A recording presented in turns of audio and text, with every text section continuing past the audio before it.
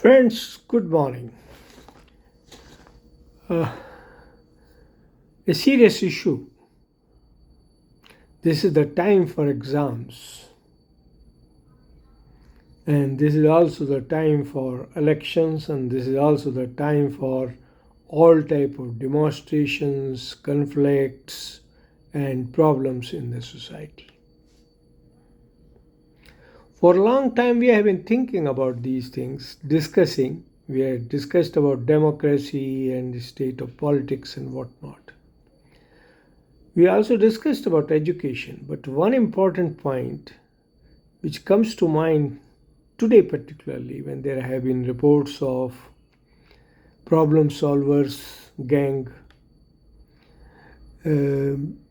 degree awarding gangs, and whatnot. Education is something which makes the people. Education is required not for just getting degrees, but education is required for a human being to be socially useful, active, and value based. Value means respect for rules, dharma, etc. Dharma is not religion, it is the rules of existence. Today we hear all type of things. Somebody killed somebody, somebody looted somebody, somebody murdered somebody, somebody cheated somebody, and all type of demonstrations going on in the name of various groups. Few things which everybody has to understand. A, every living needs to survive, which means food, place to rest,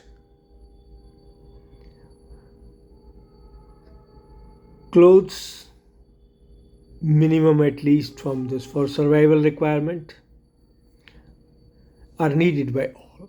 Therefore, any government, any system should basically think and ensure that every living who is born, whether human being or animal, is given something to survive. But beyond this, is not that giving anything requires earning by somebody?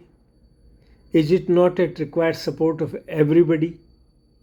If somebody takes 1 rupee worth or $1 worth of anything, is it not the duty of the individual to contribute, to work for it, to earn it, so that it is not a burden on others? This understanding, this thinking requires education. Education which enlightens the person by teaching not to take unearned profits, not to ask for unearned, undeserved demands. But today that seems to be a gone case. Having been in education for more than a decade now, I have seen people buying degrees. I have seen institutions selling degrees and giving degrees for money. I have seen people enrolling into uniformed services like police, army, etc., with these false degrees, with this false education. How it happened? Why it happened? This is something which we all need to consider. Getting a degree by hard work is absolutely deserved and laudable, should be congratulated, should be rewarded. But taking unearned degrees and using that paper for false power, suppose somebody becomes an inspector, sub-inspector or whatever it is, or a army officer or a service anywhere else, uses that false degree, can such a person ever do justice? Such person will first try to make more money to ensure that nobody talks about it and feed those who can raise fingers. Then use this money for all type of wrong things. Then how can society be good? How can society become nice? And such people, persons are everywhere. Worst is being in the politics and in uniform services. Uniform services are the protectors, the law safeguard, and politics is lawmaking and leading people towards valued society. If these two systems are infected by false education, people with false degrees using these as a authority to show that I'm so and so, I'm so much educated, how can you expect a society to be good?